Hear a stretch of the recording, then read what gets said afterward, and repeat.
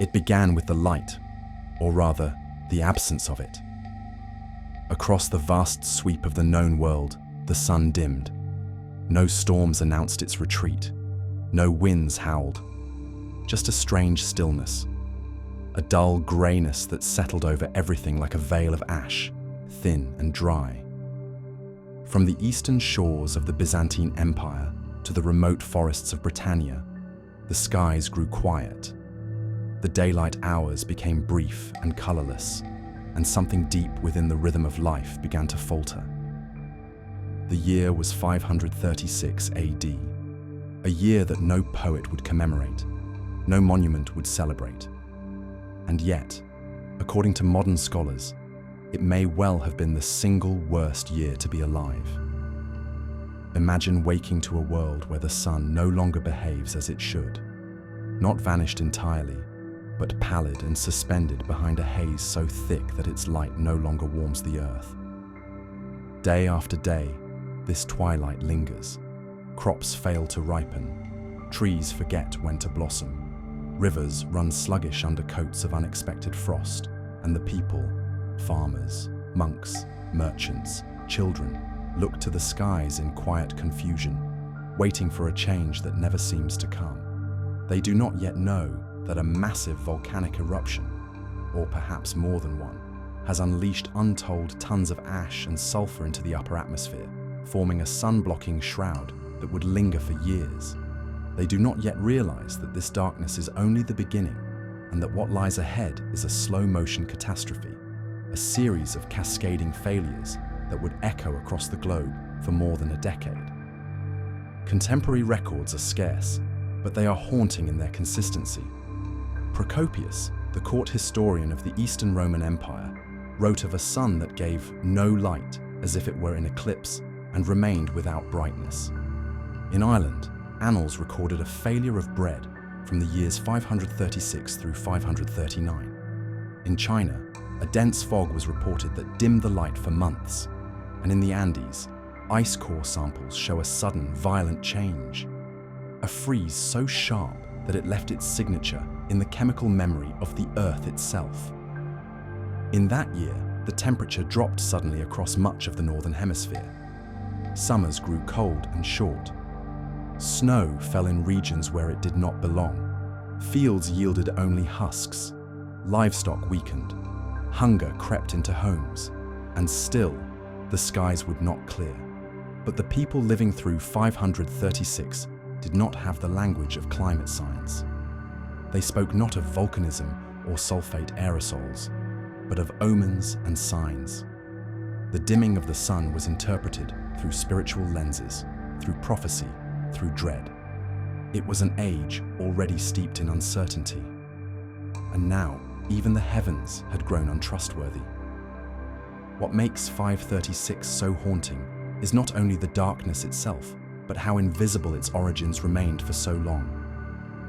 Unlike the loud disasters of history, the earthquakes, the invasions, the fires and floods, this one moved quietly. It changed nothing all at once, but everything in time. The year 536 marks the beginning of what some call the Late Antique Little Ice Age, a period of climatic cooling that would test the endurance of entire civilizations. Yet in the silence of this strange year, there is something more than collapse. There is resilience. The human story did not stop. Even as the light faded, as the ground hardened, and as empires trembled, people endured. They adapted in ways large and small. They planted hardier crops.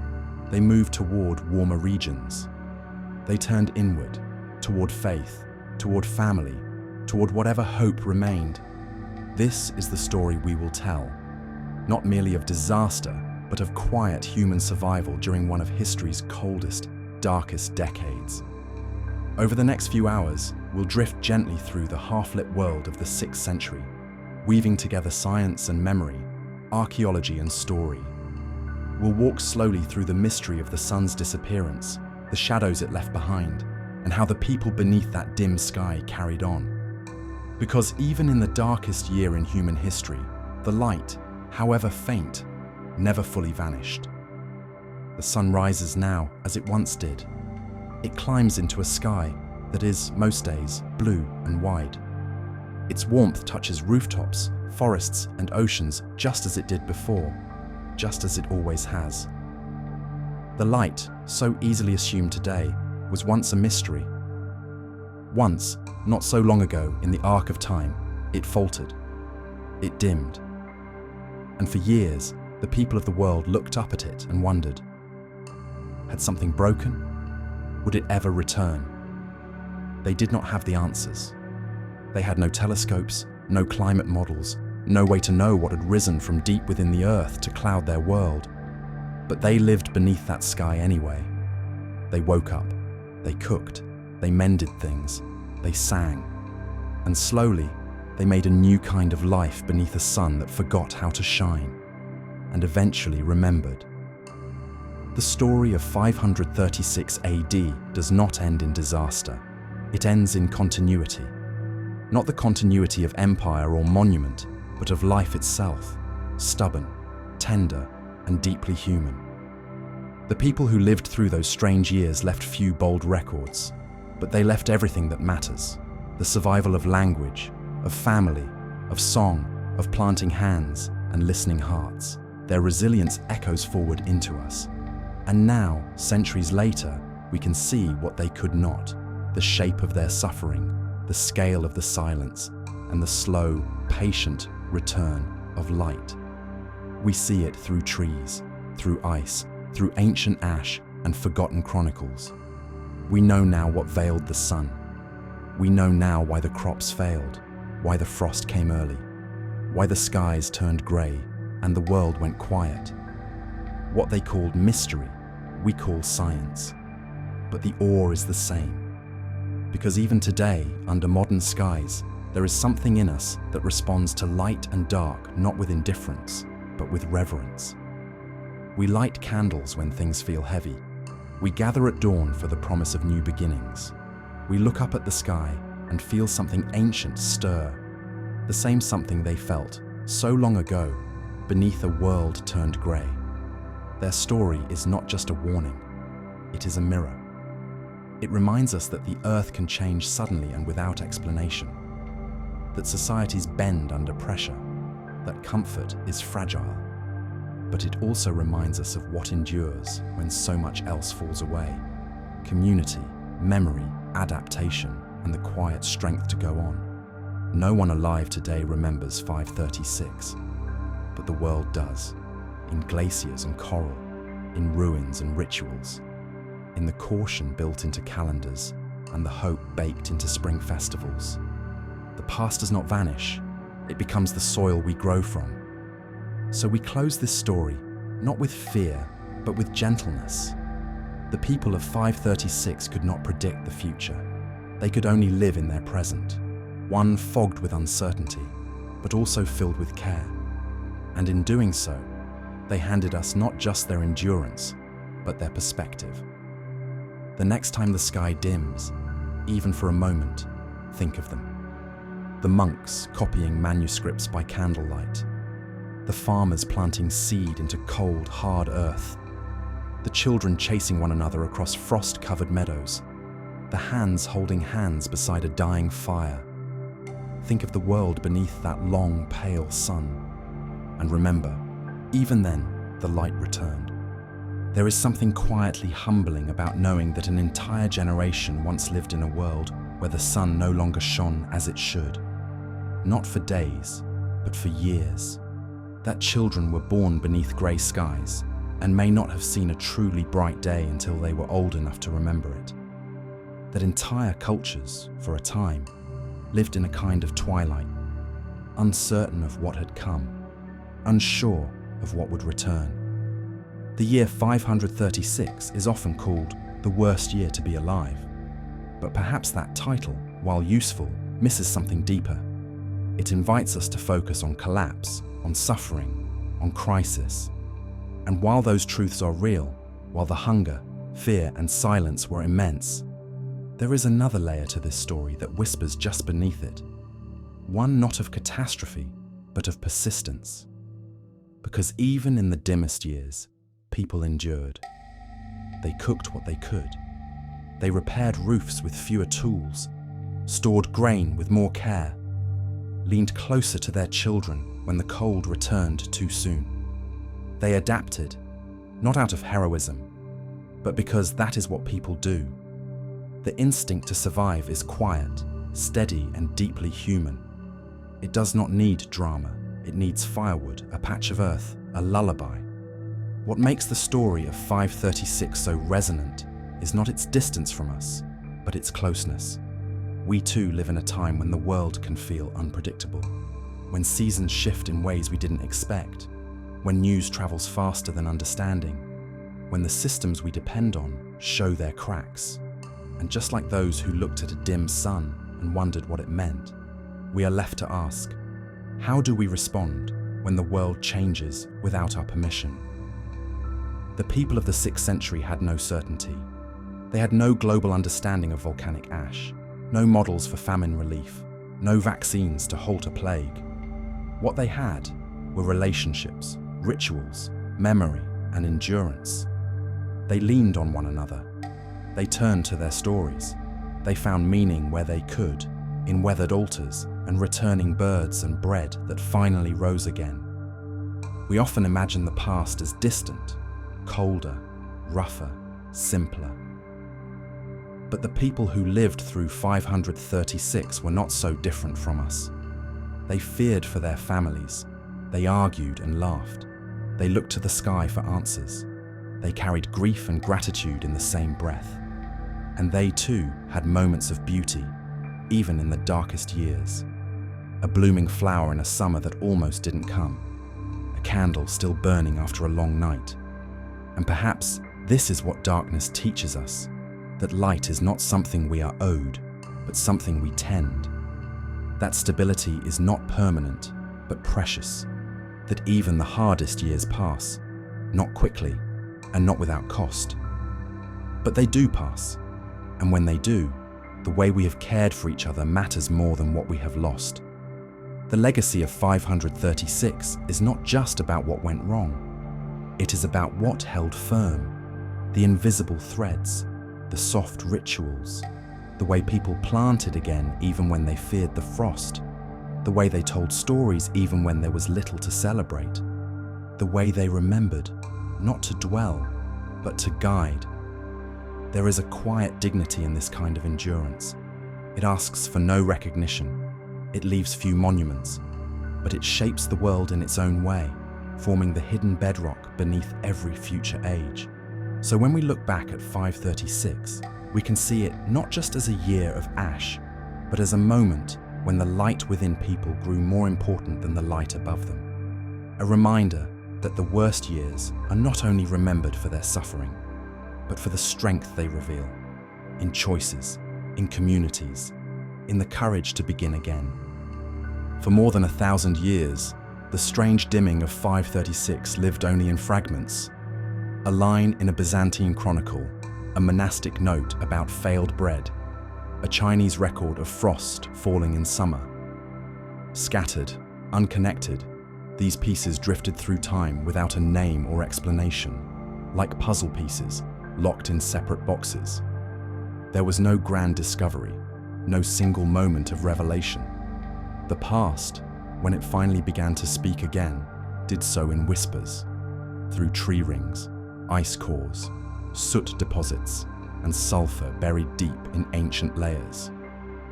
The story of the darkest year was not preserved in a vault or scroll, but in the earth itself, and it took centuries of quiet work to hear it properly. It began with the trees. In the 1990s, dendrochronologists, scientists who study tree rings, began to notice a striking pattern in growth records from the mid-6th century. Trees across Europe, Asia, and the Americas showed sudden, stunted growth, beginning around the year 536, with some rings barely visible. At first, this was simply noted as a cold spell, but it was too widespread, too synchronized. Something global had occurred. Then came the ice. Deep in the frozen layers of Greenland and Antarctica, researchers drilled long cores of ancient snow pressed into ice. Each layer represented a year, like the pages of a book.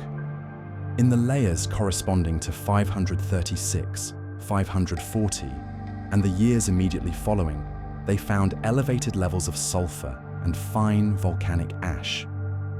These were unmistakable signs of a major atmospheric event, or perhaps two, massive enough to darken the skies across the world. Still, the location of the eruption remained elusive. No written records pointed clearly to a volcano. But in El Salvador, a crater known as Ilopango offered a clue. Beneath its serene waters lay evidence of a massive eruption, dated by radiocarbon methods to around the mid-6th century. Meanwhile, studies of volcanic glass particles, microscopic shards of ancient ash, helped researchers link specific chemical signatures to likely sources. Another possible eruption site, in Iceland, revealed additional sulfur layers, suggesting a second eruption just a few years after the first. And the presence of sulfuric aerosols high in the atmosphere confirmed that these weren't local events. They were stratospheric, global in reach, capable of scattering sunlight for months or years. Piece by piece, the picture emerged. At least one, and likely two, major volcanic eruptions had thrown the Earth into shadow. The resulting cooling disrupted crops, altered rainfall patterns, and helped create the conditions in which famine and plague could thrive. But the scientific record wasn't complete without the human voice. Historians revisited old texts with fresh eyes. The writings of Procopius, long known but little connected to environmental science, suddenly took on new meaning. His observation that the sun gave forth light without brightness was no longer metaphorical. It matched precisely what would be expected from volcanic dimming. Similar descriptions in Chinese, Irish, and Middle Eastern records added weight. The puzzle pieces began to fit. It was a multidisciplinary effort. Geologists, climatologists, historians, archaeologists, each contributed a strand. Radiocarbon dating confirmed tree ring findings. Pollen analysis showed the collapse and later recovery of crops. Even coral reefs, with their slow, steady layers of growth, told of colder ocean temperatures during those fateful years. And still, much remains unknown. The exact location of all eruptions is still under debate. The scale of their impact on specific regions continues to be modeled and refined. New technologies offer sharper resolution, while older findings are constantly re-evaluated. The science of past climates, paleoclimatology, is not fixed. It listens carefully, tests patiently, and is always open to revision. What makes this process so remarkable is its quiet devotion. There is no fame in tree ring analysis, no spotlights for those who sift through centuries-old manuscripts in obscure dialects.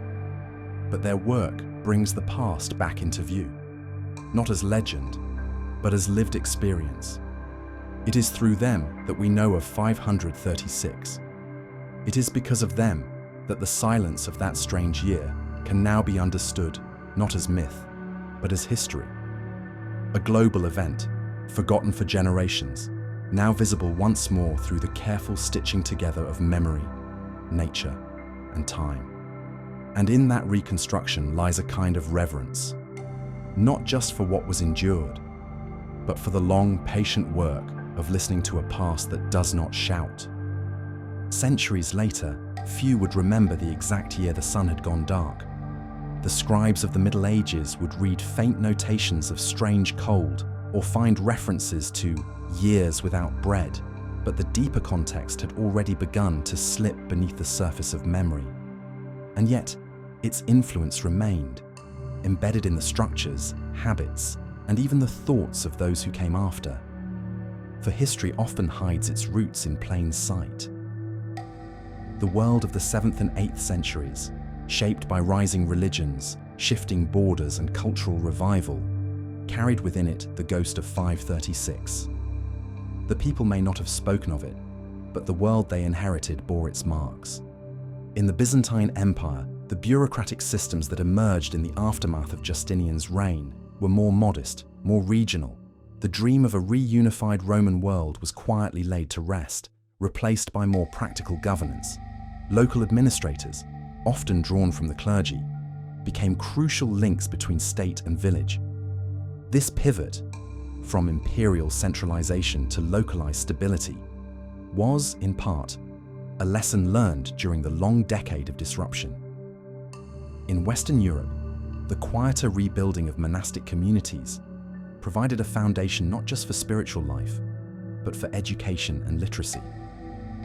The monasteries that copied texts by firelight, that kept small gardens for herbs and grain, were more than places of worship. They were bridges through the dark. Without the discipline of these slow, steady institutions, much of classical knowledge might have disappeared, and it was the memory of famine and silence that deepened their purpose. Trade networks, once global in ambition, reformed into regional patterns. Coastal cities connected with river towns.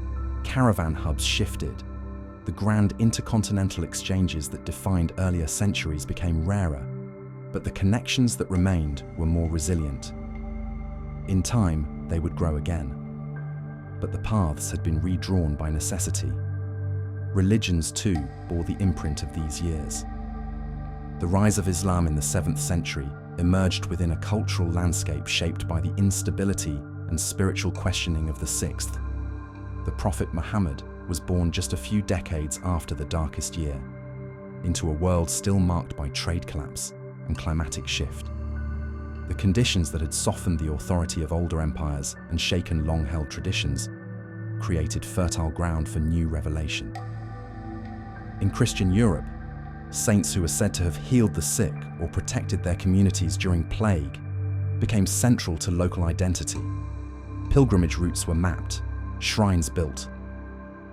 The sense that suffering had purpose, or at least could be survived, became a cornerstone of belief. This theology of endurance would echo for generations, shaping how communities faced future trials. Even in the East, ideas of cosmic balance, the waxing and waning of light and dark, chaos and order, gained new prominence. In Tang China, which would rise in the 7th century, poetry and philosophy often returned to themes of transience and restoration. Whether directly descended from the memory of 536 or shaped by parallel conditions, the cultural atmosphere was rich with quiet reflection. And beneath it all, landscapes bore silent testimony. Forests that had reclaimed abandoned farms shaped later settlement patterns. Cities that never fully recovered left behind ruins that became quarries, grazing grounds, or sacred sites. The physical world adjusted, slowly, to the rhythms reset during those lean years. Even languages carry echoes. Words born in famine, for scarcity, for endurance, for strange weather, often linger in regional dialects. Proverbial sayings passed from grandmother to child often have roots deeper than memory, born from times when the world seemed uncertain and only wisdom could be relied upon. The most enduring legacy, though, may be psychological. A deeper caution in how food was stored, a broader tolerance for suffering in religious literature, a greater reverence for light, fire, and warmth in cultural symbolism. These are not the legacies of crisis in its dramatic form. They are the quiet inheritance of survival. In this way, the events of 536 and its surrounding years did not end with the return of the sun. They continued, softened, and reshaped into the frameworks of future civilization. The world had turned, but not back to what it was. It had turned towards something new, and in every route, every word, every distant policy shaped by a memory of loss, the shadow of that long-ago darkness remained, faint but present. It is in these echoes, subtle, soft, persistent, that the 6th century speaks across time, not with noise, but with presence, not with drama, but with gravity. And in hearing them, we glimpse just how far the past still reaches. In the great histories of this era, the chronicles penned by monks, the letters from courts, the declarations etched into stone, certain voices are always louder: kings and generals, priests and scholars. Their words survive, their decisions are named, and their legacy is traced through law, war, and conquest. But beneath these louder lives were millions more, whose names were not recorded, whose choices were never written down, but who nevertheless held the fragile fabric of the 6th century together. These were the farmers and shepherds, the potters and seamstresses, the midwives, cooks and weavers.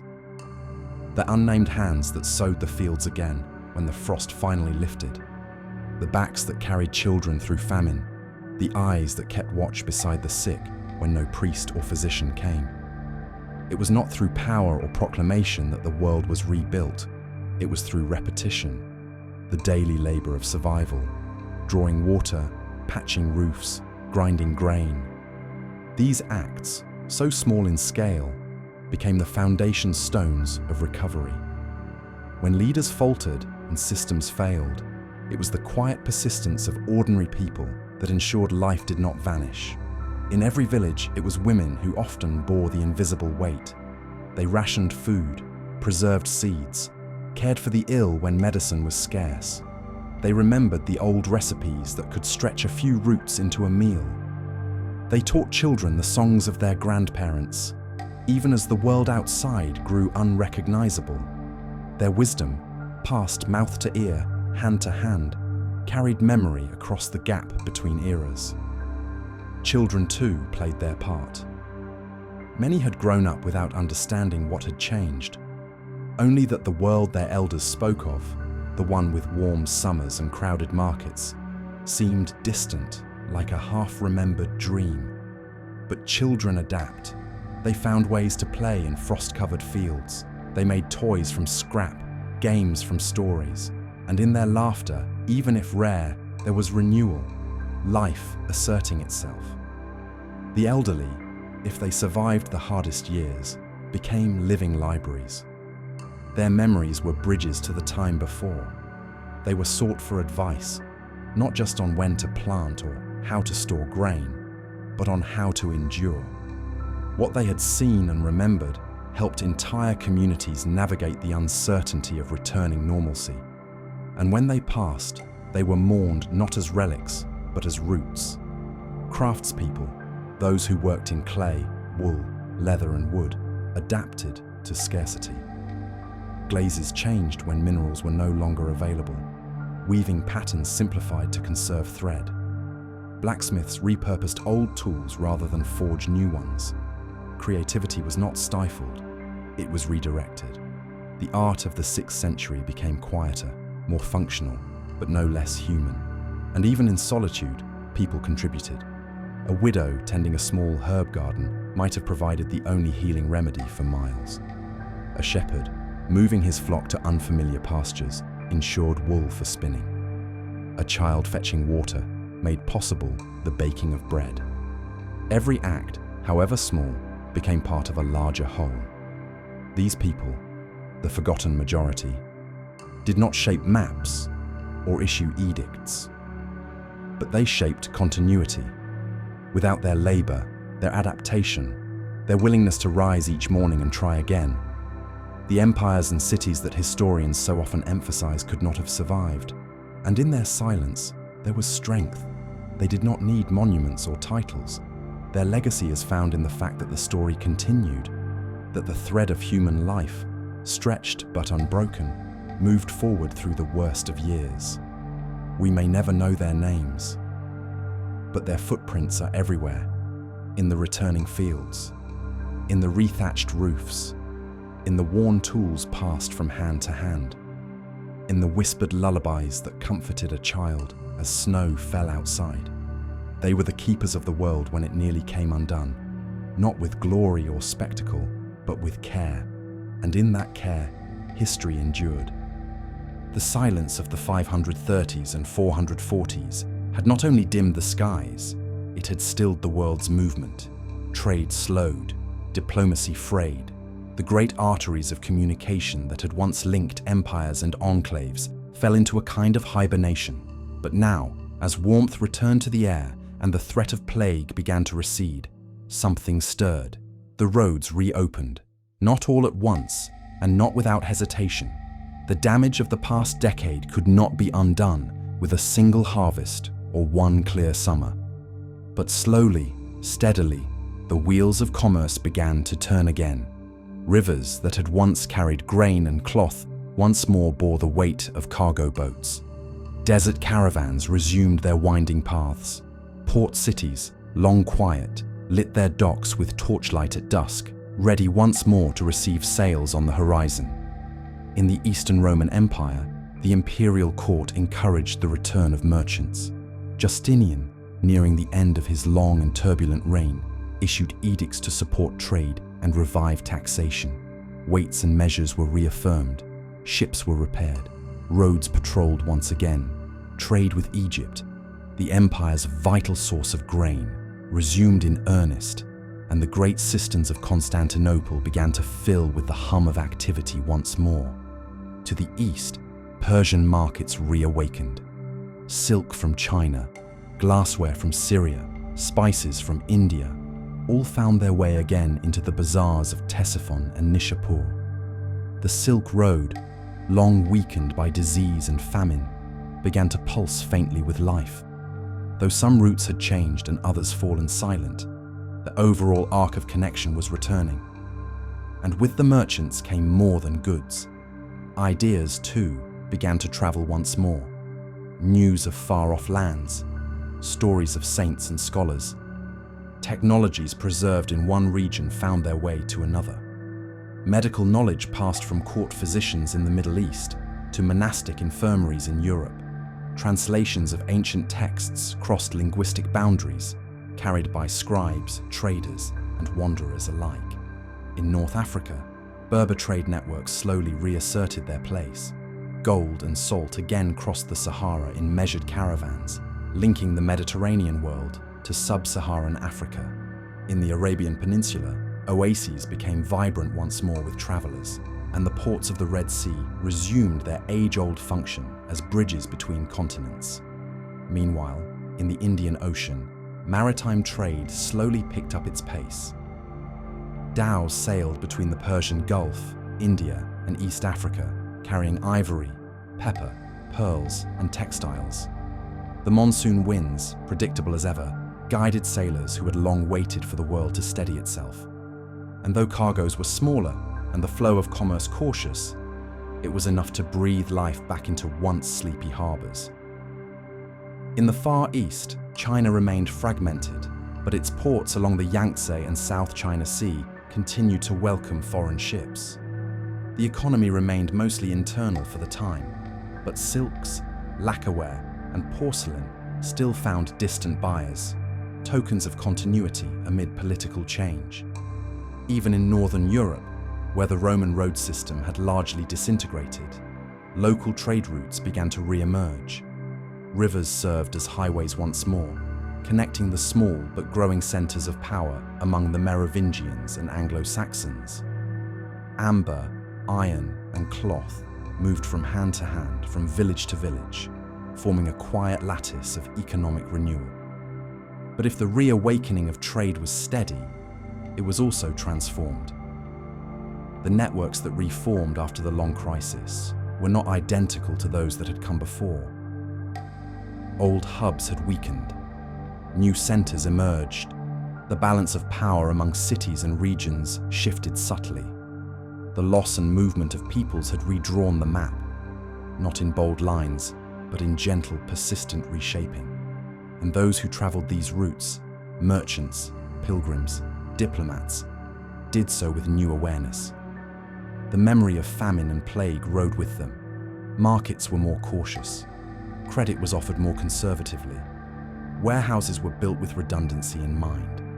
The lesson of impermanence had settled deep into the culture of exchange. But even so, the reopening of the roads marked a turning point, a signal that humanity, though scarred, remained connected, that stories would still travel, that gifts would still be exchanged, that distant peoples, divided by language and belief, would once again meet at the dusty junctions of the world and share news, song, and spice. And beneath all the trade, something quieter moved: trust.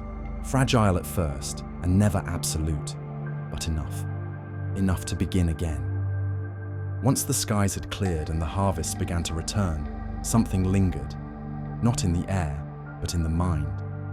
The years of darkness had passed, but their shadow remained etched into the way people understood the world. A new awareness had taken root, slowly, softly, a sense that life, no matter how stable it seemed, could change without warning, that even the sun was not guaranteed. In many ways, the crisis of 536 and its long, uncertain aftermath reshaped the inner life of entire cultures. People did not simply rebuild what had been lost, they reimagined what was worth keeping and what could no longer be taken for granted.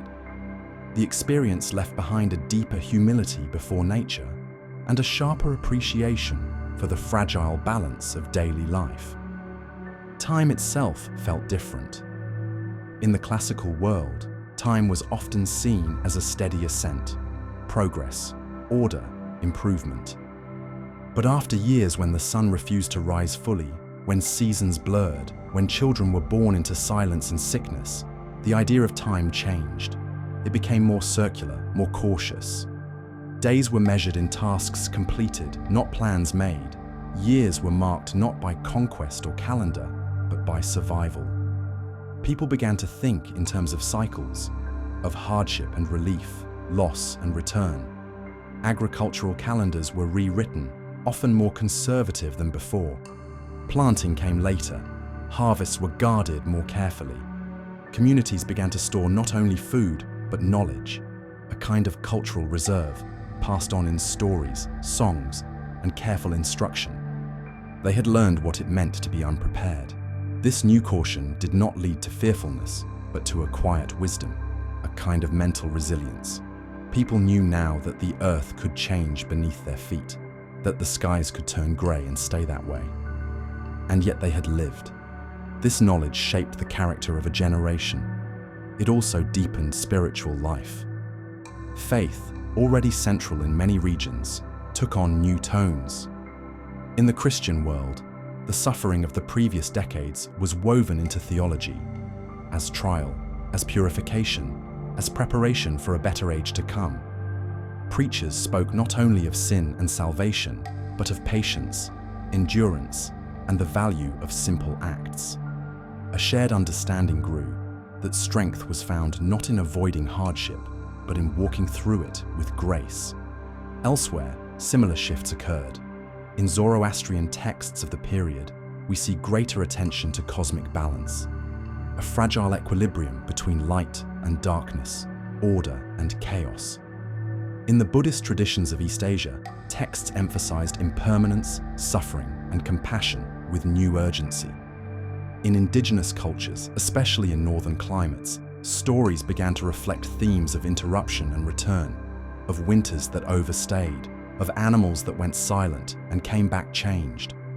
And while we may never know how individual peasants, artisans, or children reflected on their lives, we can feel the influence of their experience in what was left behind, in the practical choices they made, in the way homes were built closer together, in the emergence of communal granaries, of shared wells, of ritual days to mark not just abundance, but survival itself. Even language evolved. New words emerged in some dialects for different kinds of hunger, different kinds of snow. In poems and proverbs, metaphors of darkness became more layered, no longer just symbols of ignorance, but of endurance and waiting.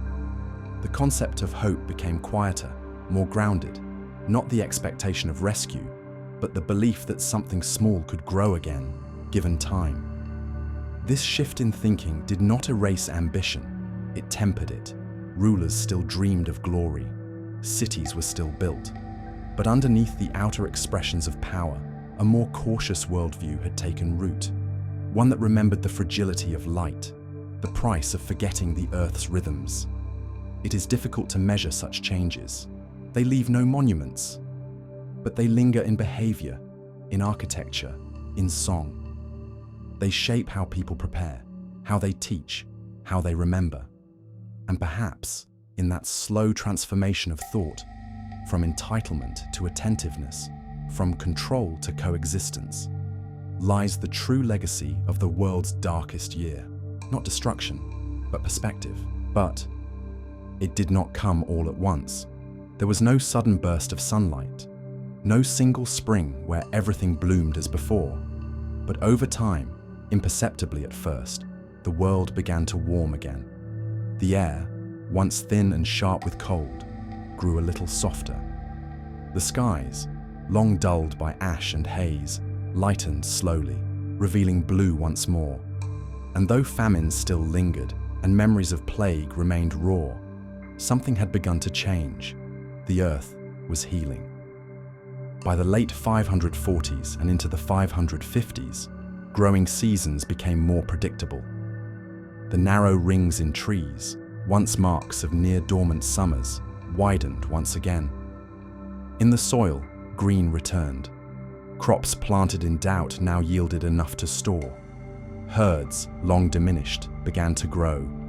And in village after village, people dared to hope, not loudly, but in quiet gestures. A field tilled more confidently, a festival held even if modestly, a birth welcomed with cautious joy. The human relationship with nature, shaken and mistrustful for years, began to mend. Farmers studied the sun again, this time with both reverence and suspicion. Rains were watched carefully. The first buds of spring were greeted not with celebration, but with wary gratitude. But season by season, trust returned, and with it, trade. Caravans that had once halted began to move. Ships, many idle or abandoned during the worst years, were repaired and sent back to sea. Along the Nile, grain shipments resumed. In the Levant, markets reopened.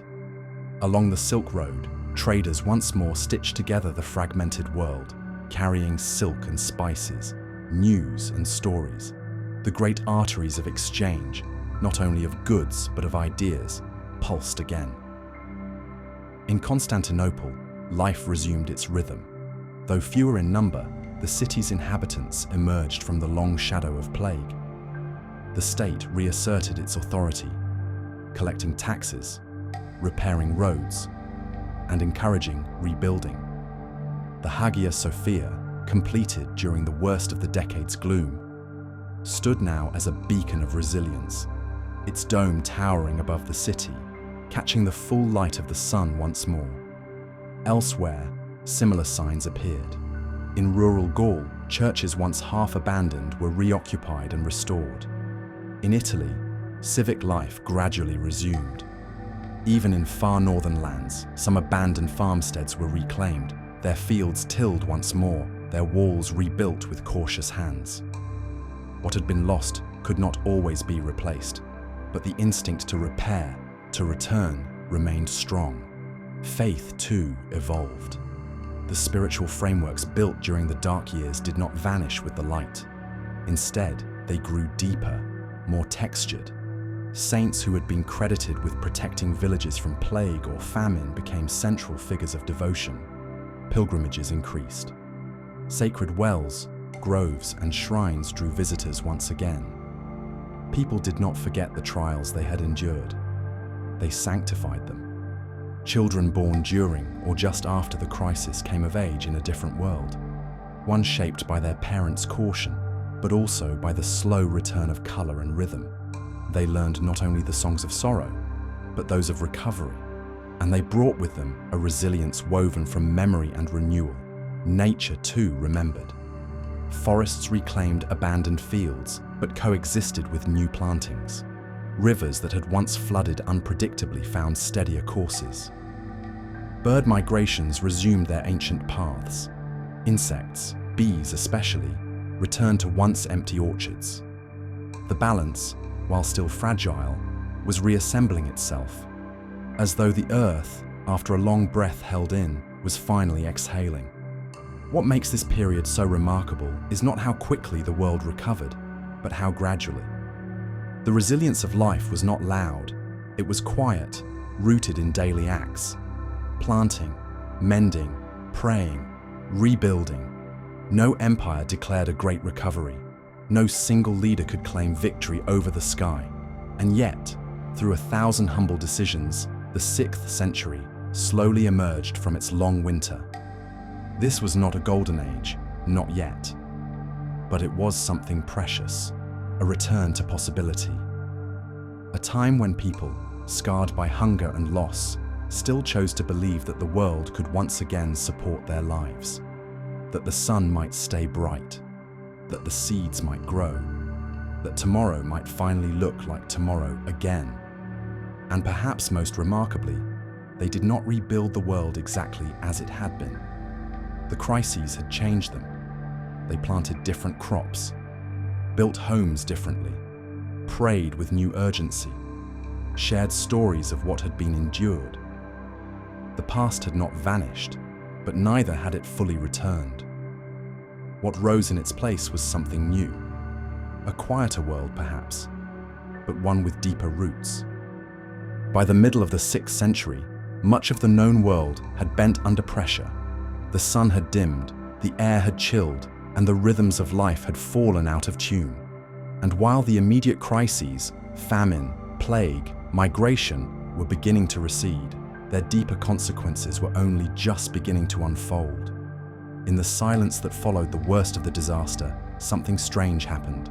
The structures of old power began to shift, not all at once, and not everywhere, but like ice thawing unevenly after a long winter. Empires that had once seemed permanent began to loosen their grip. New leaders appeared in places that had once been quiet. Belief systems evolved, and the geography of influence slowly redrew itself.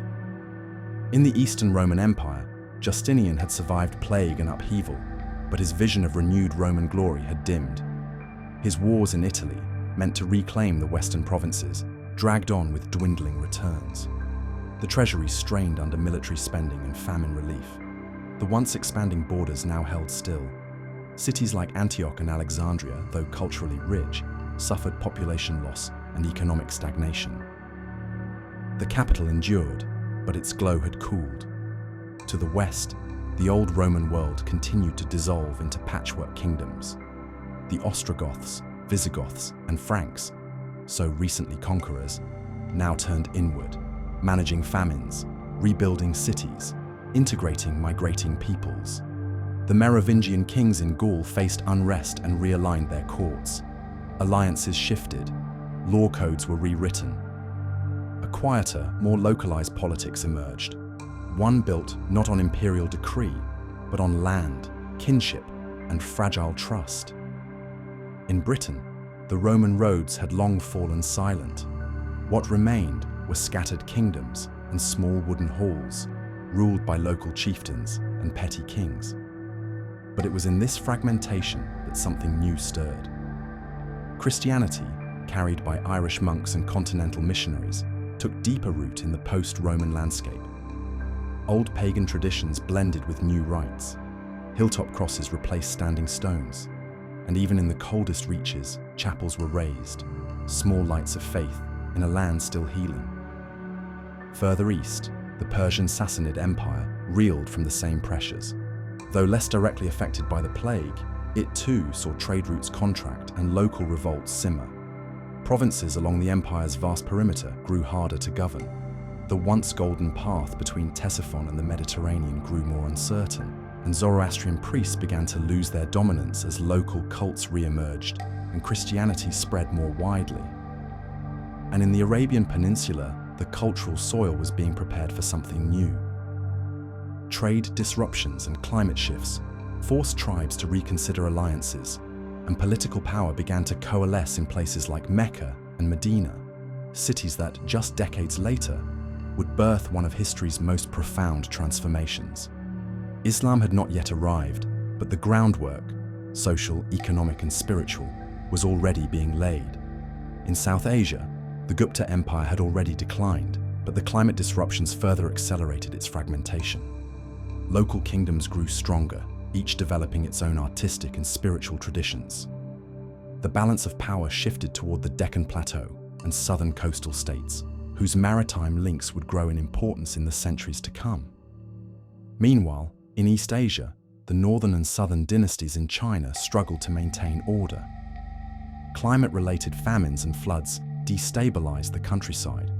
Rebel movements flared, but even here, the seeds of a future dynasty, the Sui, were quietly germinating. Bureaucrats rebuilt trust, roads were maintained, monasteries offered food and medicine, and in the quiet, the idea of unity persisted.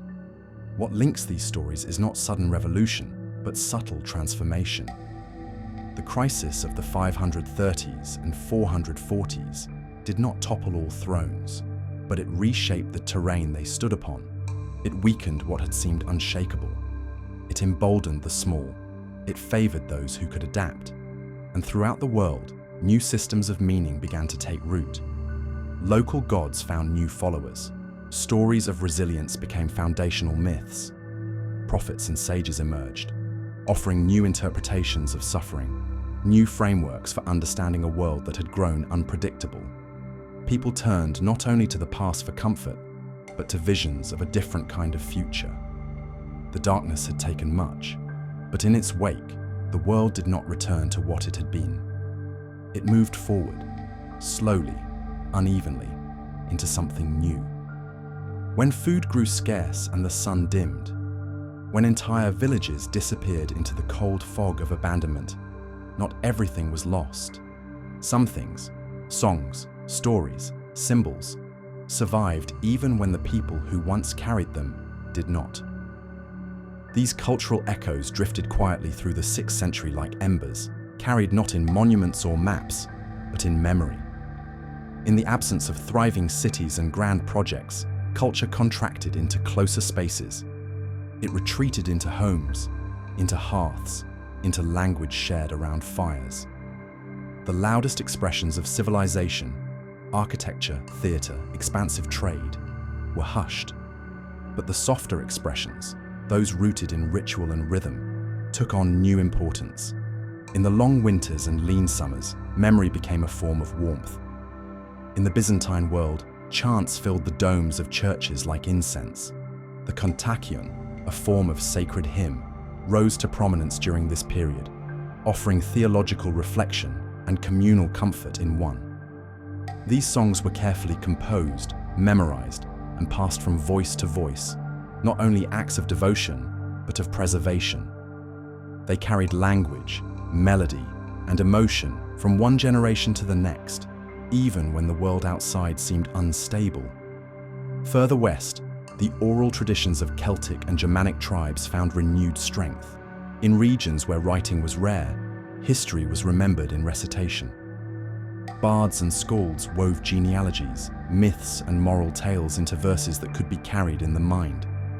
These stories were elastic, able to stretch and change, yet still anchored by recognizable names, rhythms, and lessons. In an era when written records often fell silent, it was the spoken word that kept identity alive. Even among the ruins of once grand Roman towns, traditions endured. The Latin language, though shifting, continued in prayer and law. Monasteries became sanctuaries not only for faith, but for books. In scriptoriums illuminated by flickering candlelight, monks copied ancient texts by hand. Aristotle and Virgil, scripture and philosophy. The pages they preserved would one day fuel renaissances, but in their time, they were simple acts of devotion, of trust that the future would once again need the past. In the far north, where few records remain, culture persisted in subtler ways. Symbols carved into wood or stone, seasonal festivals that continued despite failing crops, burial rites carefully maintained, even when graves had to be dug into frozen ground. These were not just rituals of mourning. They were affirmations that life, though altered, still held meaning. And across the Eastern world, even in regions battered by famine and unrest, the practice of writing continued. In China, poetry remained a pillar of expression. Court poets composed reflections on hardship, seasons, and the uncertainty of fate. Their words, delicately preserved on scrolls of silk and paper, speak of a world shadowed by loss, but still capable of beauty. In Ethiopia and Yemen, where trade linked Africa and Arabia, inscriptions from the time reveal a blend of political ambition and spiritual appeal. Kings declared themselves chosen, gods were invoked, temples were restored or repurposed.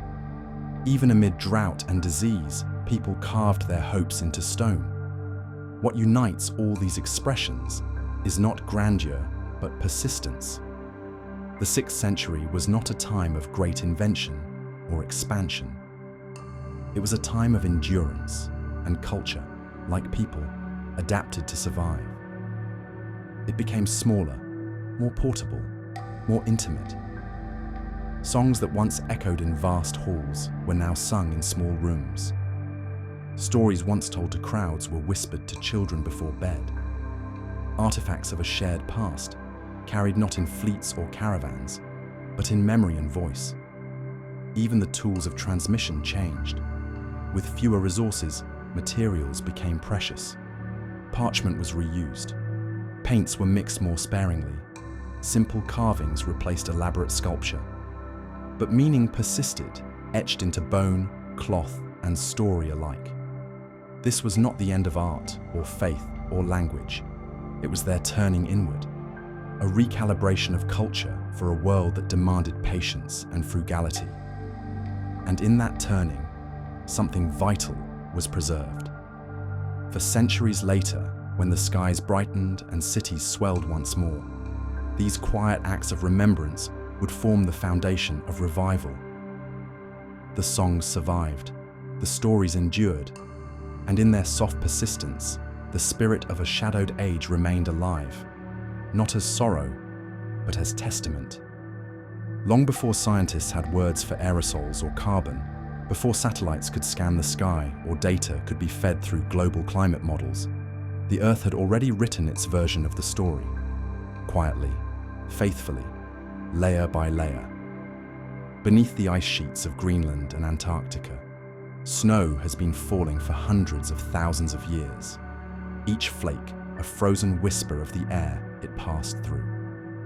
Pressed over centuries into dense ice, these layers preserve more than just cold. They carry ancient stories, particles of ash, traces of sulfur, even the faint chemistry of distant volcanoes. And in the layers dated precisely to 536 AD, something remarkable appears.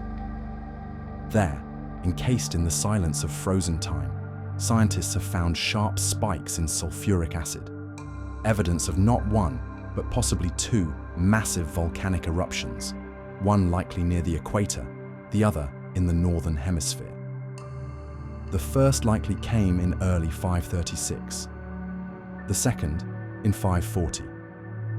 Together, they darkened the sky for nearly a decade. Unlike surface ash, which falls within weeks, these particles entered the stratosphere, a high, stable layer of the atmosphere where they can linger for years.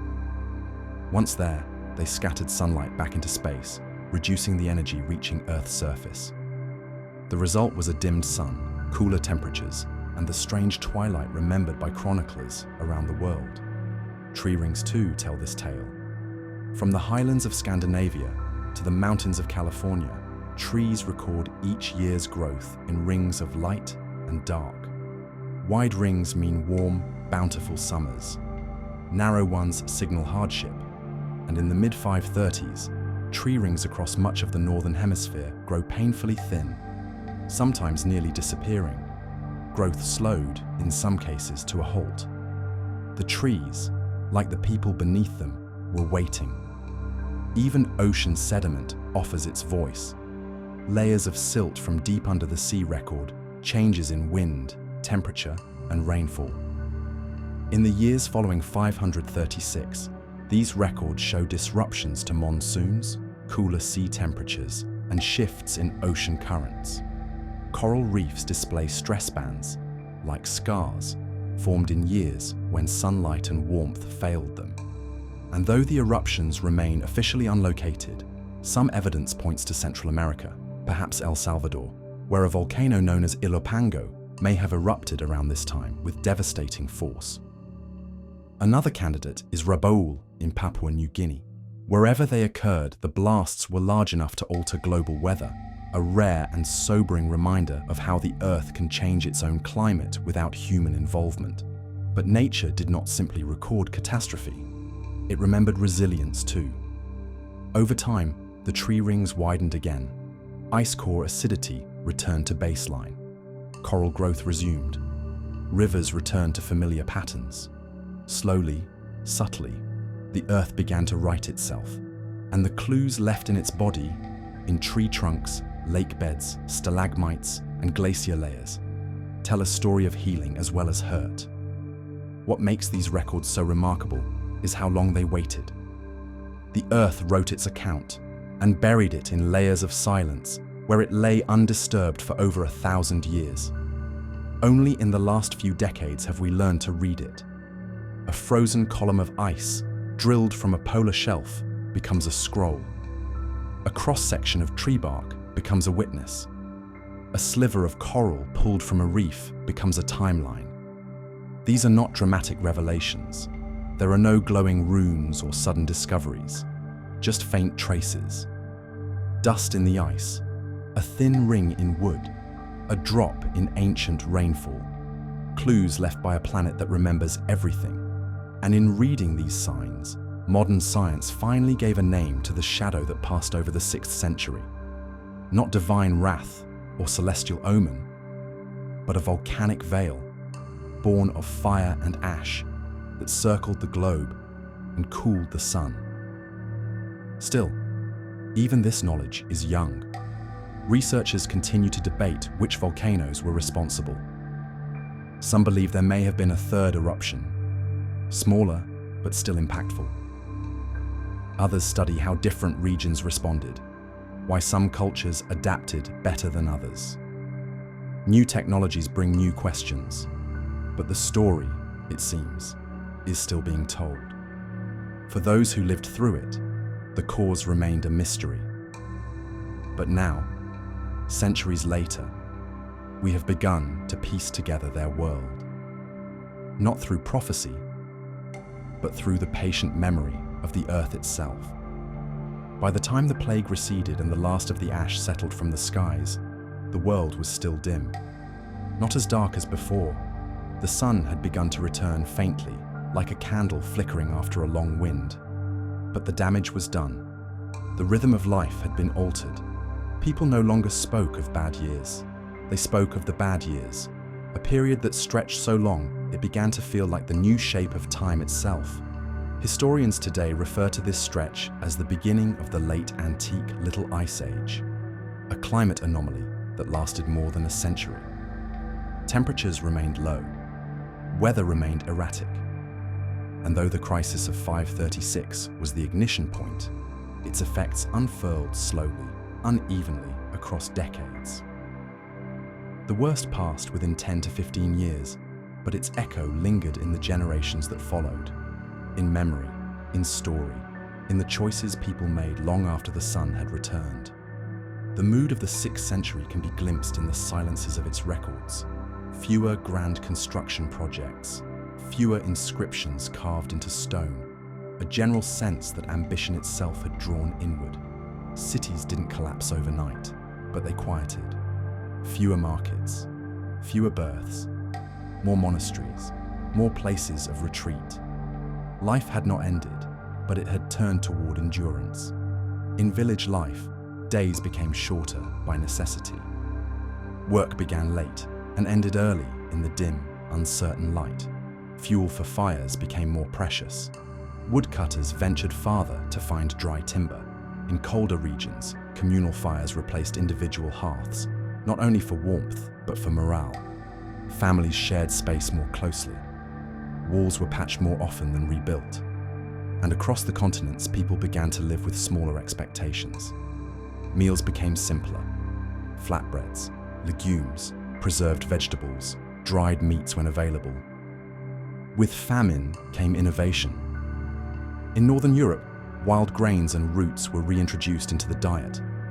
In the Middle East, new techniques for preserving dates and nuts gained popularity.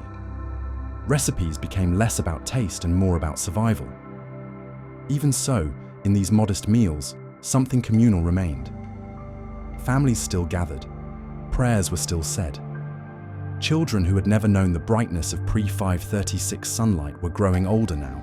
For them, the muted world was normal. They learned to read by lamplight, They planted knowing the frost could return at any time. Their lullabies were shaped by stories of hunger, of plagues that came like wind, of grandparents who once lived in brighter days.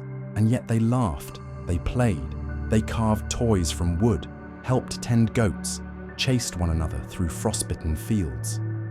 The human capacity for joy, even in the leanest years, endured. In cities, the great fountains that once symbolized civic pride now ran slower or not at all. Aqueducts cracked from frost, theaters fell out of use. Art grew more introspective. Religious imagery flourished, not triumphant but pleading. Saints were painted with tired eyes. Angels looked more solemn. And everywhere, candles became a symbol not just of light, but of memory. Tiny suns in a sky that still held shadows. Trade resumed slowly, tentatively. With fewer people and fewer goods, economies recalibrated. Old currencies lost their weight. Barter returned in some places. In others, new coins were minted with unfamiliar symbols, signs of shifting power. Borders blurred as migrating peoples settled into abandoned lands. Languages began to blend. A farmer might wake in the same house he had lived in since childhood, yet find the tongue spoken in the marketplace had changed. But perhaps the most profound shift was emotional, a broad, quiet uncertainty. People no longer assumed that tomorrow would resemble today. The predictability of the world, seasons, harvests, health, had fractured, and in its place, a culture of waiting emerged. Waiting for the sun to return fully, waiting for the next bad season, waiting for the sickness to return, waiting for the world to feel right again. And so, people learned to live in pause. They grew wary, but not hopeless. They learned to measure time, not by growth, but by survival. Another winter passed. Another spring came, if weakly. A child reached adulthood. A small harvest ripened. A candle flickered through the dusk. And for that evening, it was enough. This was not the end of civilization. It was its narrowing, a contraction of confidence, a drawing inward, into family, into faith, into endurance. And in that stillness, humanity waited for the light to return. It had already been a hard decade. The skies had dimmed, the harvests had failed, and the old rhythms of time itself seemed to waver. But just as some parts of the world began to adjust, to plant differently, to migrate, to pray harder, a new fear began to whisper through the ports and crossroads of the Mediterranean. People were falling ill, suddenly and strangely, and they were dying. This new affliction moved quietly at first, barely noticed in the chaos of failed crops and faltering trade. A merchant grew feverish and didn't return to the docks. A priest in Alexandria began to shiver in the middle of a sermon and died within days. In distant Ethiopia, then a strong and active trading hub on the Red Sea, travelers described strange swellings beneath the arms and groin, hard, painful knots that came on without warning. Some lived, many did not.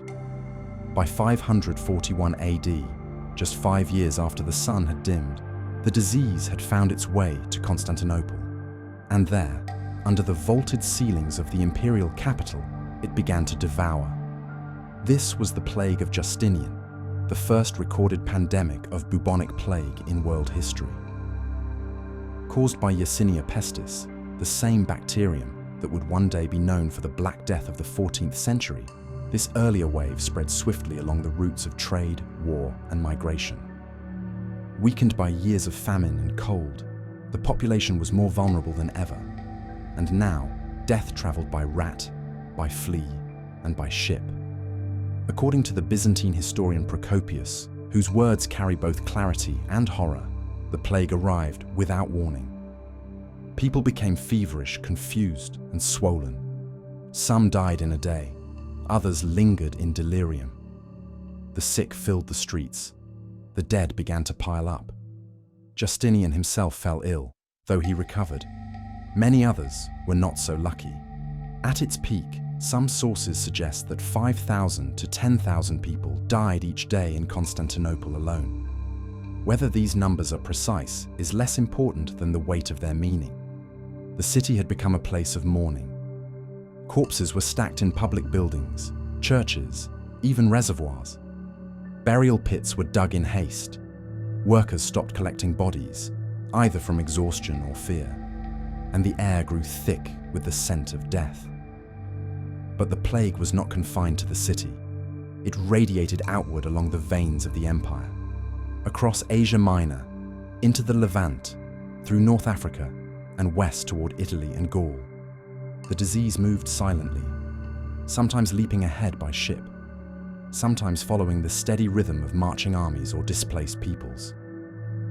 It reached the Persian Empire, the Arabian Peninsula, and parts of Western Europe. In each place, it left confusion, fear, and sudden loss. What made the plague so devastating was not just its virulence, but its timing. It came on the heels of famine, when populations were already malnourished and weakened. It struck a world already unsure of itself, where the sun still hadn't fully returned to its old brilliance, where the harvests were unreliable, where leaders struggled to retain control. This was not a single blow, but a second wave crashing into a crumbling shore. And unlike the gradual spread of famine, plague moved quickly. It was immediate, visible, terrifying.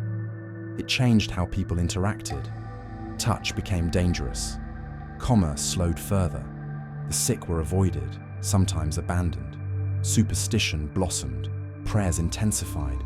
There was no understanding of bacteria, no concept of quarantine, only ritual and reaction. In some places, entire villages were emptied. In others, families barricaded themselves inside, hoping to outlast the storm. Even the imperial system struggled to cope. Tax records disappeared for years in affected provinces.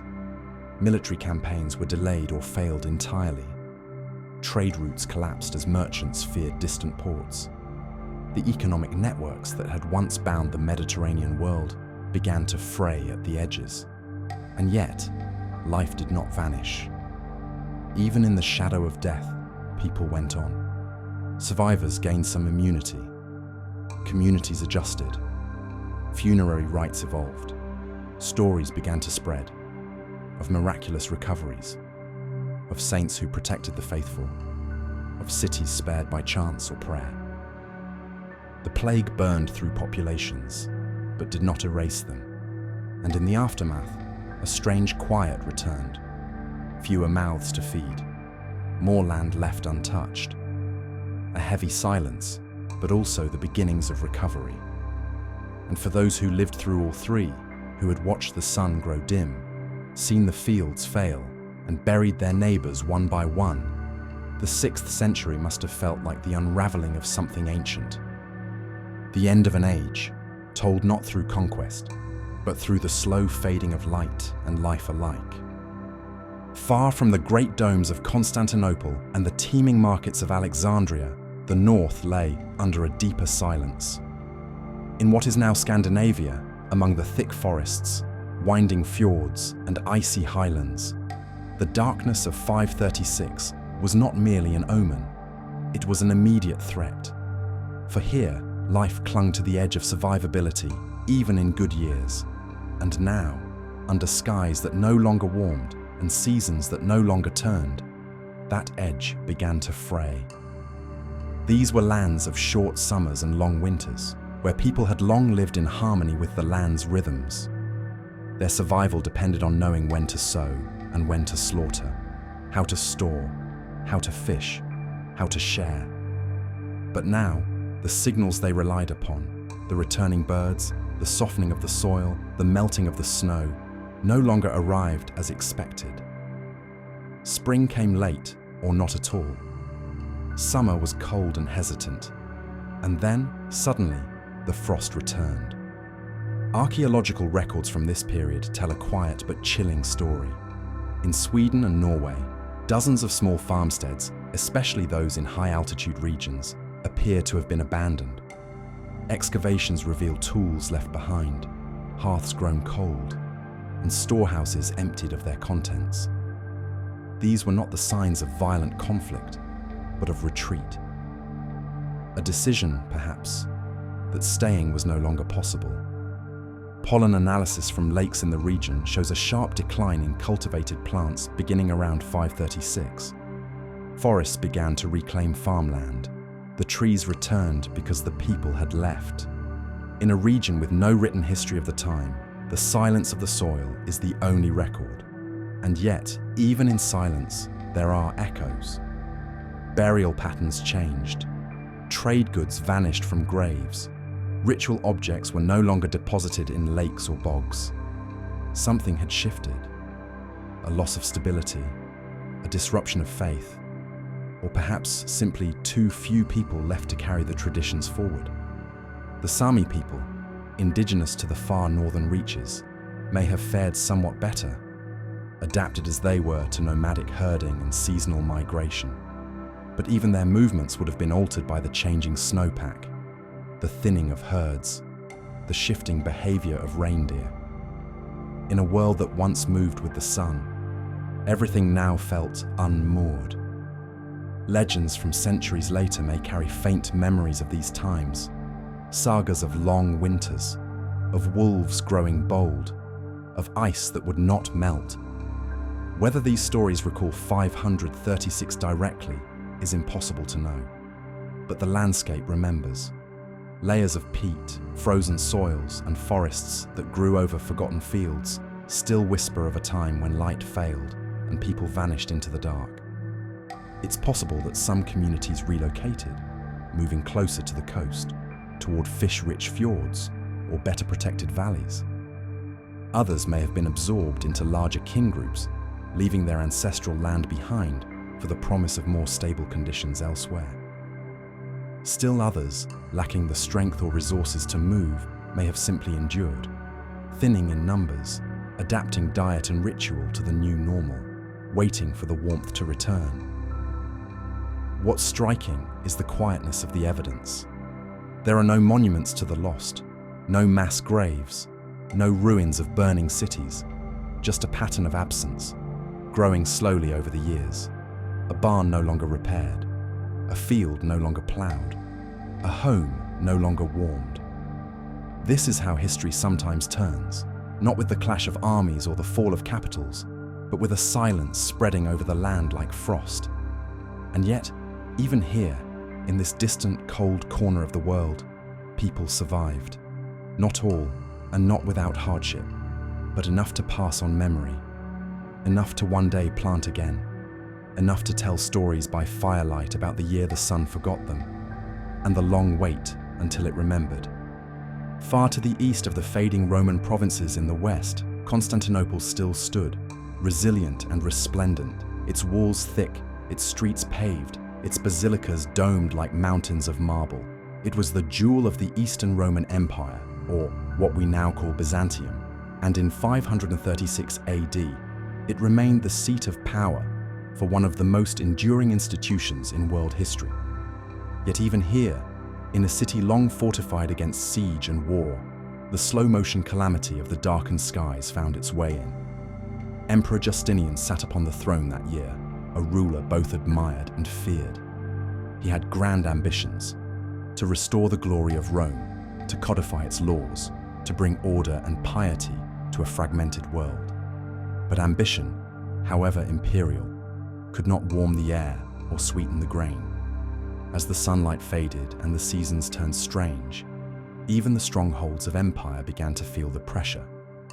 Food shipments from Egypt, traditionally the breadbasket of the Eastern Empire, arrived late or underfilled.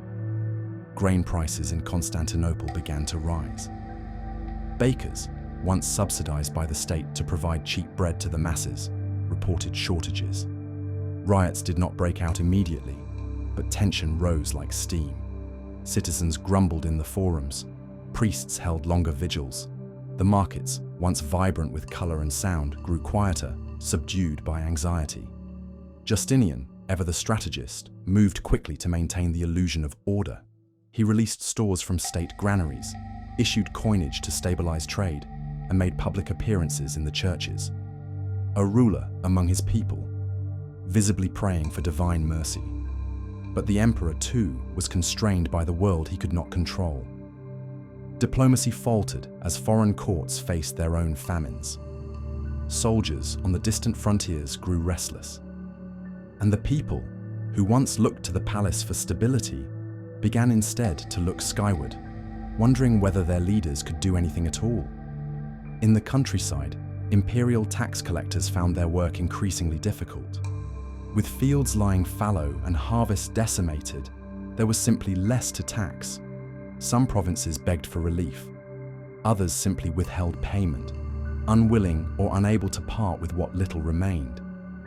The great machine of bureaucracy slowed, and the roads between distant provinces and the capital carried more pleas than tribute. Yet it was not only the Eastern Romans who struggled. In the old heartlands of the Western Roman Empire, now fragmented into smaller kingdoms and warlord domains, the effects of the climate crisis were even more stark. Without strong central governance, responses varied.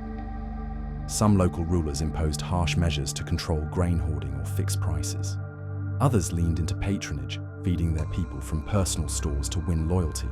A few simply collapsed, unable to hold power in a land where nothing grew.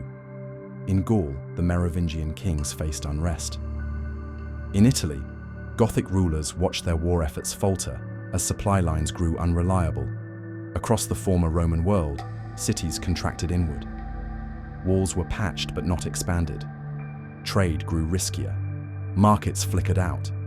The concept of progress, of growth and order and civilization advancing steadily forward seemed to pause, suspended in the half-light of a sunless decade. But still, the wheels of empire turned. Messages continued to pass along roads and rivers. Edicts were issued. Battles were fought. Alliances made and broken. The machinery of governance did not stop, though it creaked and strained beneath the weight of uncertainty. And in the margins, in the outposts and borderlands, change brewed more quietly. As imperial centers struggled to maintain their grasp, smaller communities began to shape their own responses. Local leaders rose from unexpected places. Older traditions, once suppressed by Romanization, re-emerged. Languages evolved, customs shifted. The great centers of power had not yet fallen, but their light, like the sun above, had grown dimmer. In Constantinople, life went on. Candles flickered in the Hagia Sophia. Scholars copied texts in chilly libraries. The courts held sessions.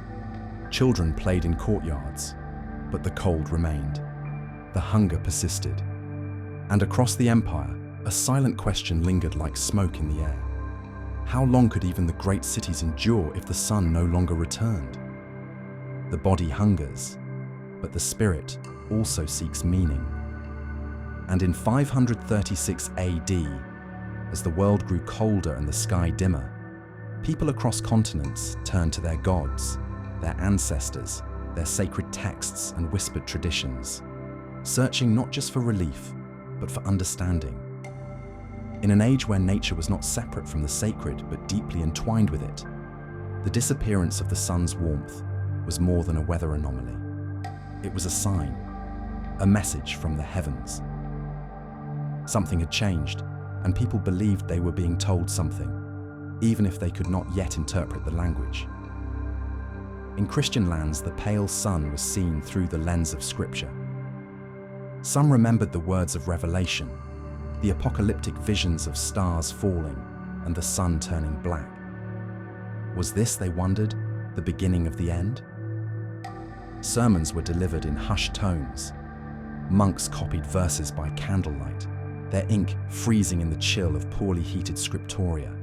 Some believed the dimming sky was divine punishment for the sins of empires, for forgotten fasts, or for the pride of kings. In the Eastern Roman Empire, Constantinople was not spared the confusion. The court historian Procopius, ever the observer, noted the strangeness of the sun and the silence it brought to the city. Priests led processions through the streets, chanting prayers to lift the veil. Candles were lit day and night, not only for light, but to mimic the warmth that no longer came from above. And as the fog clung to the rooftops, the lines between physical and spiritual crisis blurred. In Northern Europe, among pagan and Christian communities alike, the disruption of seasons sent ripples through ritual. Harvest festivals became leaner, more solemn. Offerings were left in forest groves and river stones, perhaps in the hope of rekindling the favor of the old gods. Runes were carved, asking for clarity. Fires were kept burning longer into the morning, not only to stave off the cold, but as a kind of hopeful gesture against the grey light that never grew.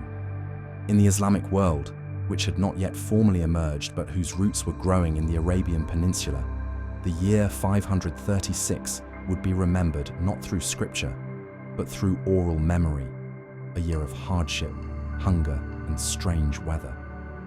These memories would pass from generation to generation, eventually becoming part of broader narratives about suffering and divine will.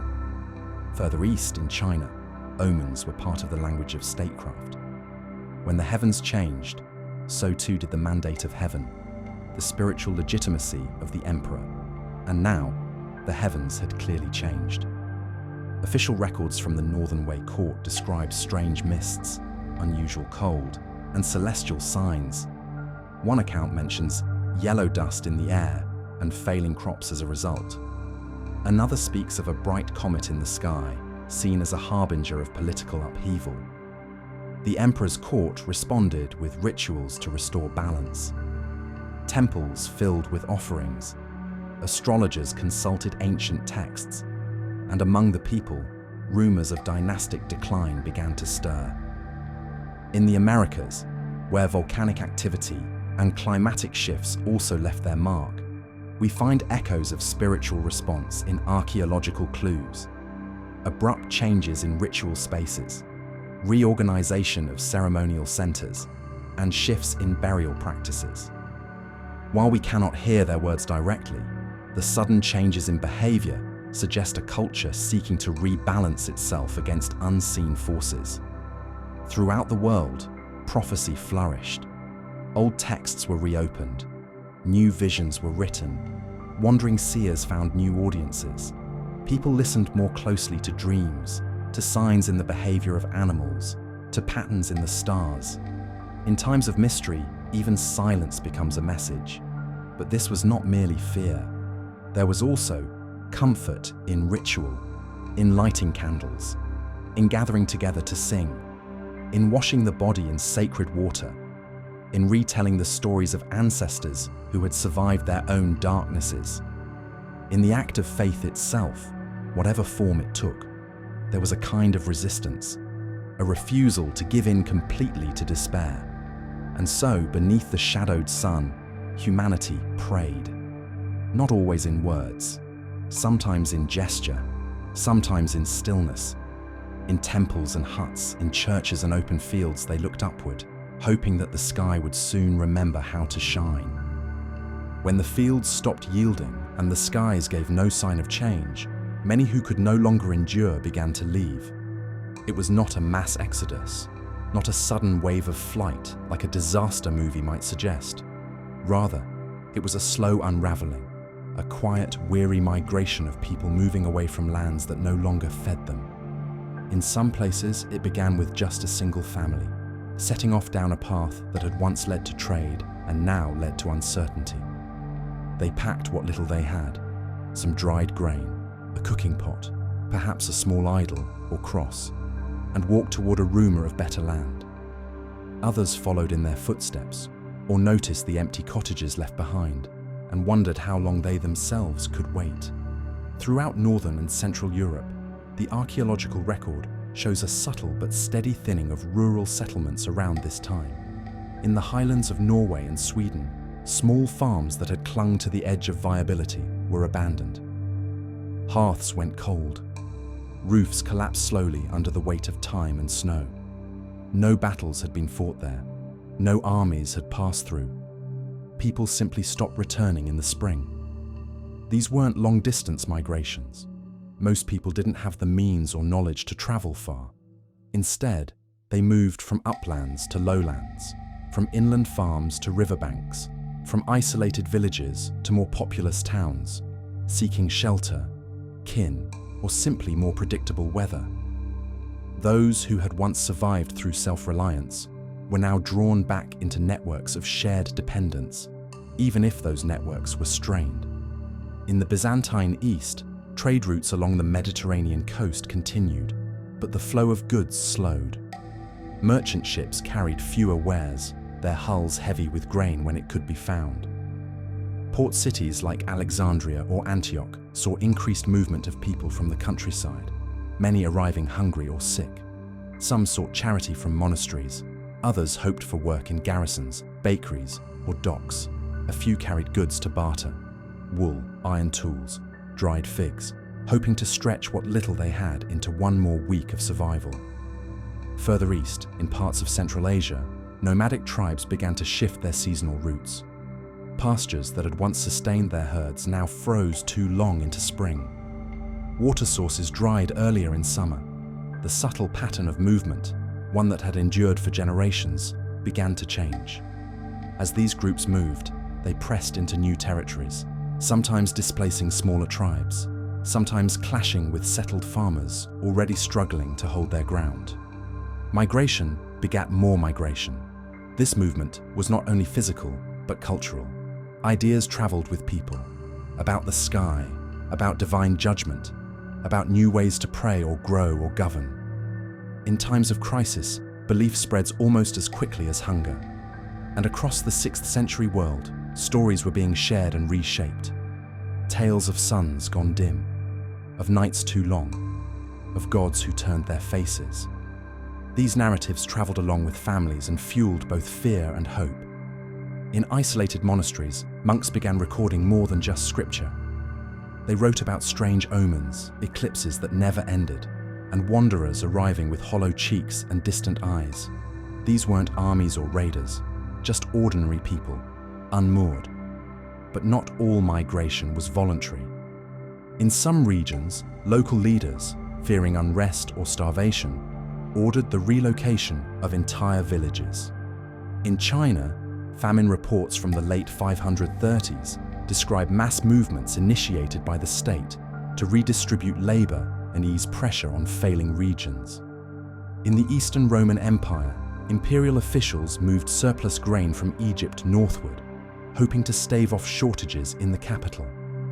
But such logistics, even when well-intentioned, often fell short.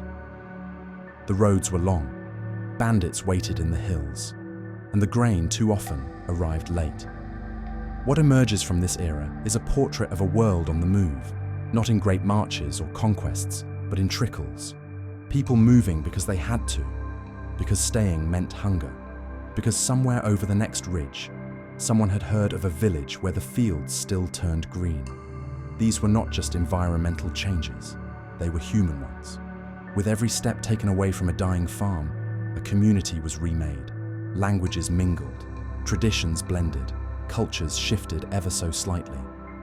And across the map of Eurasia and North Africa, this subtle reshuffling would leave fingerprints that echoed for generations. The world had not ended, but it had begun to move, slowly, steadily, into a new shape. The first signs were subtle. A delay in the flowering of almond trees, grain heads that felt too light when rubbed between the fingers, apples that dropped before ripening, their flesh hard and sour. Farmers watched the sky with practiced eyes and sensed something was wrong. The sun, pale and untrustworthy, gave no heat to speak of. Days arrived chilled, nights came early, and in the soil, things began to falter. The year was 536 AD, and the growing season had lost its shape. Across the northern hemisphere, the rhythms of agriculture, that ancient, fragile pact between earth and sky, began to unravel. Crops that had once come reliably with the seasons now struggled. Wheat turned yellow too soon. Barley did not sprout at all. Olives remained bitter, their oil thin and scarce. The rains came late, or not at all. In highland regions, snows fell deep into spring, and the light, that faint grey daylight, simply wasn't enough. But in the early months, many still hoped it was a fluke, a bad year. These things happened. Not every harvest was abundant, so people did what they had always done. They waited. They stretched their supplies. They leaned on neighbors, on temples, on the wisdom of elders. They told stories of past famines and how they had been endured. But as the next year came and the cold held on and the sun remained weak, those hopes began to dwindle. Granaries emptied, dried stores thinned. The jars that had once held enough to last a winter were now rationed by the handful. Chickens stopped laying, herds were thinned, markets grew quiet, and the price of even modest foodstuffs rose beyond reach for many. Most people in the 6th century lived close to the land. They didn't keep written records or leave behind long descriptions of what they endured. But the evidence remains in tree rings that show stunted growth, in pollen records that reveal interrupted flowering cycles, in the archaeological layers of abandoned fields, and in the rare surviving texts, the message is stark. In Ireland, monastic scribes simply recorded failure of bread in the year 536, and then again in 538, and again in 539. In the East, Chinese historians of the Northern Wei dynasty wrote of frost and snow falling in summer. Crops failed 3 years in a row. The price of food skyrocketed. The emperor issued decrees for grain to be released from reserves. But there was never enough. In Mesoamerica, the climate disruption may have played a role in shifting patterns of migration and trade. In Northern Europe, entire settlements in colder highland areas were abandoned, their hearths left cold, their farms overtaken by brush. And yet, even amidst the struggle, there were quiet acts of endurance. Communities gathered in tighter circles. Monasteries, often holding small stores of food, became places of refuge. People leaned harder on seasonal rituals, on prayer, on the old traditions of hospitality. In some villages, grain was ground with more chaff than usual to stretch the flour. Soups grew thinner, meals smaller. Children ate first. The famine didn't strike all at once, and it didn't strike everywhere equally. In some places, clever storage or luck of geography softened the blow. River valleys, where water and soil remained more stable, fared better than hills and plains. Those who had access to trade, to ships, to caravans, could sometimes bring in what they lacked. But for the majority, each day became a slow negotiation with hunger. And hunger does more than thin the body. It reshapes the mind. It sharpens fear and dulls patience. Where once there had been communal celebration after the harvest, now there was only quiet calculation. How long would this meal last? Could the next planting succeed? Would the sun ever shine again as it once did? Still, the people of 536 did not give up.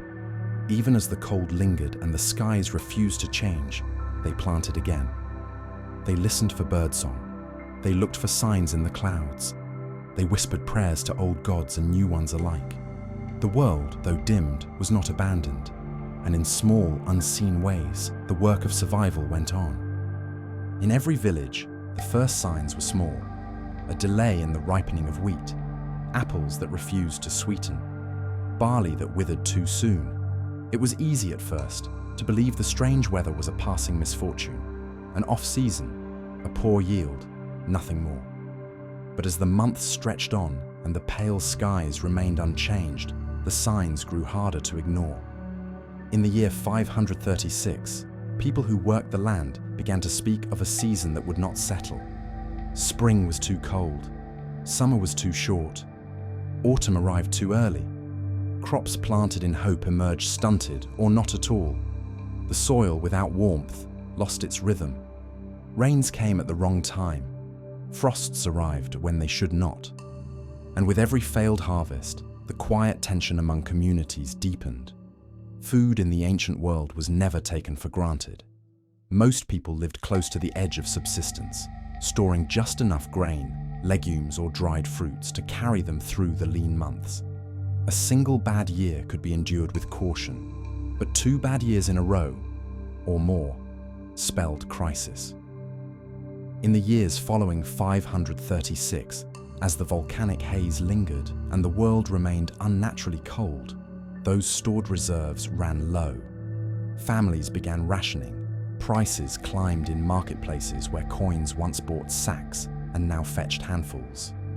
In some places, the absence of food reshaped society's rhythms. Fewer animals were bred for slaughter, as grain to feed them vanished. Religious rituals that relied on offerings of food or feasting were pared down or postponed. Weddings, normally timed to follow harvest, grew fewer and more modest. Festivals faded, replaced by fasts. Even the calendar itself, once ordered around planting and reaping, fell into disarray. In monastic chronicles from Britain and Ireland, there are terse notations. No bread this year. These entries, so brief, hint at much deeper suffering. In the Far East, Chinese records from the Northern Wei dynasty speak of famines so severe that entire regions were depopulated. Fields lay fallow, not for lack of hands, but for lack of hope. And still, many clung to the belief that the light would return, that the next season would be better. Farmers persisted, driven by habit, by duty, by the simple will to survive. They planted again, they watched the sky, they waited. But hunger alters more than just bodies. It changes minds. It affects how people see each other, how they pray, how they remember. In times of plenty, the world feels broad and connected. In famine, it contracts. Neighbors become rivals for dwindling food. Leaders face hard decisions, to hoard or to share, to tax or to forgive. Parents give less to themselves so children might eat. And stories shift. Myths adapt to explain the suffering. Prophets emerge. Warnings are repeated. By 538, the cumulative effects of crop failure were beginning to reshape entire regions. Nomadic peoples in Central Asia moved farther in search of sustenance. Highland communities in Scandinavia were abandoned for more temperate lowlands. And in the Eastern Mediterranean, towns that had once thrived on trade and agriculture became quieter, their marketplaces thinner, their fountains dry. But it was not merely famine that wore people down. It was uncertainty, hunger that came without war, disease that spread without cause, weather that changed without pattern. For a deeply spiritual world, where signs and symbols were taken seriously, the ongoing darkness felt like a message. The sun was not simply a star, it was order, time, warmth, even divinity. And now, it had dimmed. So people lit fires where they could, in homes, in temples, in caves. They sang older songs. They turned to ancestral rites. In many cultures, flame became more than warmth. It became a kind of defiance, a light, however small, to answer the sky's silence. And all the while, without understanding the scale of the forces at work, humanity adjusted in thousands of quiet, unseen ways. There were no mass extinctions, no dramatic collapse, just a slow bending, a rebalancing.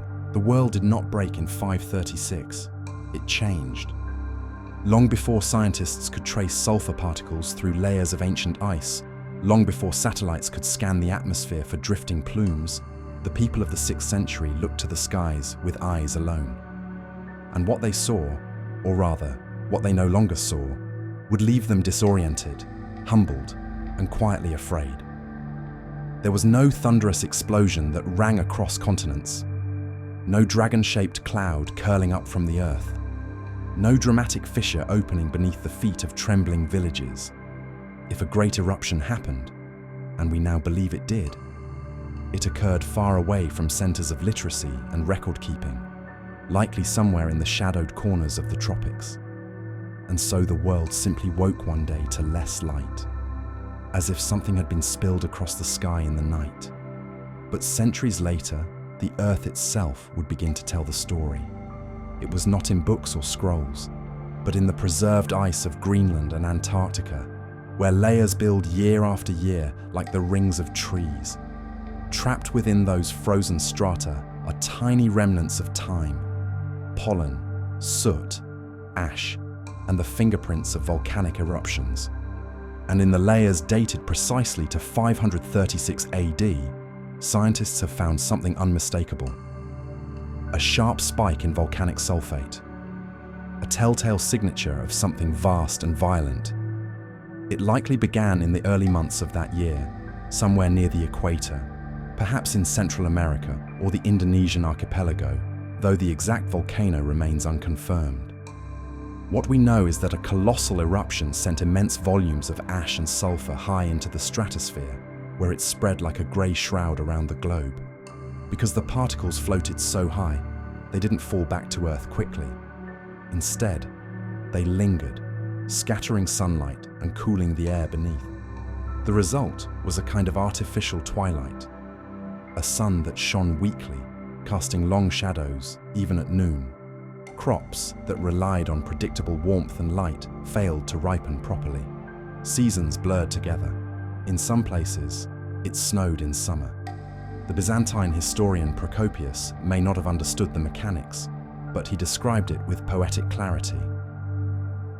During this year, a most dread portent took place, for the sun gave forth its light without brightness, and it seemed exceedingly like the sun in eclipse. That eclipse would go on for well over a year. This prolonged dimming wasn't the only problem. The drop in sunlight led to a drop in temperature by as much as 2.5 degrees Celsius across much of the northern hemisphere. That might sound minor, but in the fragile balance of pre-industrial agriculture, it was devastating. Harvests shrank. Growing seasons shortened. In places like Scandinavia, where the margin between abundance and starvation was always narrow, even small changes could mean the difference between life and death. And the eruption of 536 may not have been alone. Just a few years later, in 540 or 541 AD, another massive volcanic event appears in the ice core records. It would compound the damage, plunging the world into a decade of chilling disruption. But even now, we are still piecing together the puzzle. The precise locations of these volcanoes remain speculative.